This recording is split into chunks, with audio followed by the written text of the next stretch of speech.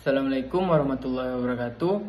Perkenalkan, saya Mekeno Marco dengan NIM 24086226. Di video kali ini, saya akan membahas topik yang penting dalam dunia pendidikan, yaitu penyelenggaraan sistem pendidikan nasional sesuai dengan Undang-Undang Nomor 20 Tahun 2003 tentang Sistem Pendidikan Nasional. Dalam pembahasan ini, kita akan memahami perbedaan antara jalur, jenjang, dan jenis pendidikan, dan konsep standar nasional pendidikan, mulai dari dasar, fungsi, tujuan, hingga prinsipnya. Yang ketiga, pendapat pribadi saya tentang bagaimana penerapan prinsip SNP bisa meningkatkan mutu pendidikan di Indonesia. Jadi, mari kita mulai. Dalam Undang-Undang Nomor 20 Tahun 2003, Pasal 13-15 dijelaskan bahwa penyelenggaraan pendidikan nasional disusun melalui jalur, jenjang, dan jenis pendidikan yang saling berkesinambungan. Yang pertama, jalur pendidikan. Ada 3 jalur pendidikan utama, yaitu pendidikan formal, yaitu pendidikan yang terstruktur dan berjenjang seperti sekolah, dasar, menengah, hingga perguruan tinggi. Contohnya SD, SMP, dan SMA. Pendidikan non-formal, itu pendidikan di luar sekolah formal yang membantu meningkatkan kemampuan peserta didik, contohnya kursus bahasa, pelatihan komputer, PKBM, atau kejar paket ABC. Yang ketiga, ada pendidikan informal. Itu pendidikan yang berlangsung di keluarga dan lingkungan, misalnya orang tua yang mengajarkan nilai moral, sopan santun, atau keterampilan hidup. Ketiganya saling melengkapi karena pendidikan tidak hanya terjadi di sekolah, tapi juga di lingkungan sosial dan keluarga. Yang kedua, ada jenjang pendidikan. Jenjang pendidikan adalah tahapan pendidikan yang berkelanjutan berdasarkan tingkat perkembangan peserta didik.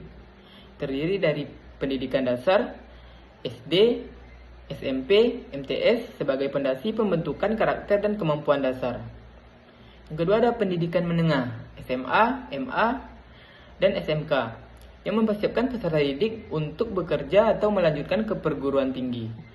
Yang terakhir, pendidikan tinggi, universitas, institut, akademi, politeknik yang menghasilkan tenaga profesional dan akademisi. Jadi jenjang ini menunjukkan tingkatan pendidikan formal yang membentuk kemampuan siswa secara bertahap. Yang ketiga, jenis pendidikan. Jenis pendidikan dibedakan berdasarkan karakteristik dan tujuan penyelenggaraannya. Menurut Pasal 15 Undang-Undang Sisdiknas, jenis pendidikan meliputi pendidikan umum, pendidikan kejuruan, pendidikan akademik dan profesi, pendidikan vokasi, pendidikan keagamaan, pendidikan khusus. Misalnya, pendidikan vokasi berorientasi pada keterampilan kerja, sementara pendidikan keagamaan menitik beratkan pada pemahaman nilai spiritual dan moral. Dengan beragam jenis ini, sistem pendidikan kita dapat memenuhi kebutuhan masyarakat dari berbagai bidang dan minat. Setelah memahami jalur, jenjang, dan jenis pendidikan, kita beralih ke Standar Nasional Pendidikan atau disingkat SNP. Jadi SNP adalah tolak ukur mutu pendidikan nasional yang ditetapkan untuk menjamin agar setiap satuan pendidikan di seluruh Indonesia memiliki mutu minimal yang sama.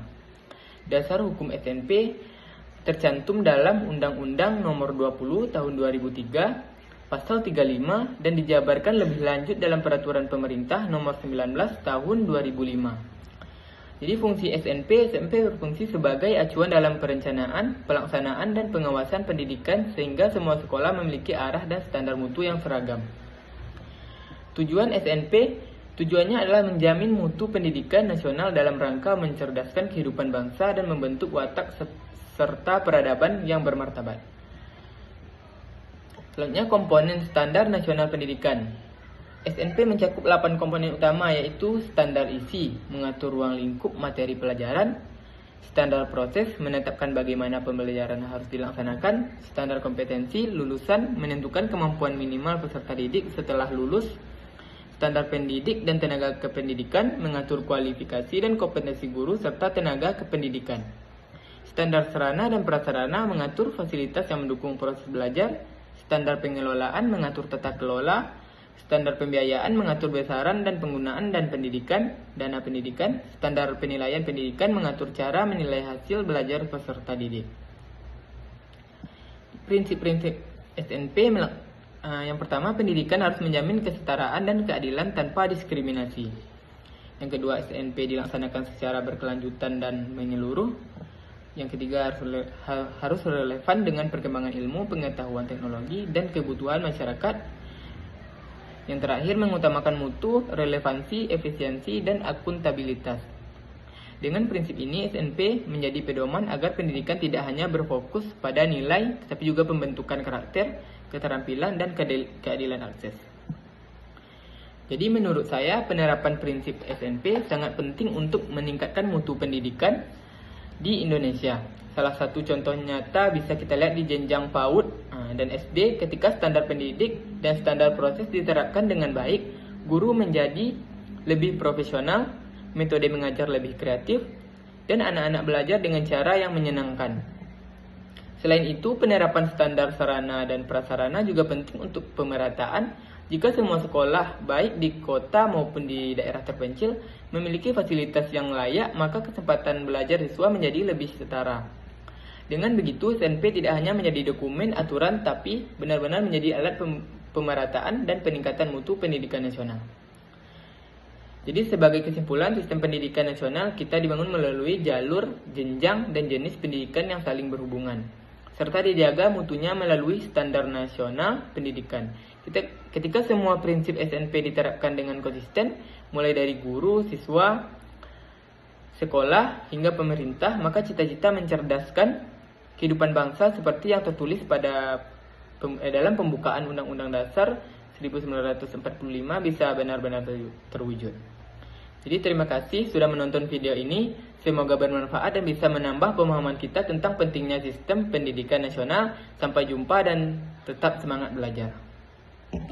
Assalamualaikum warahmatullahi wabarakatuh.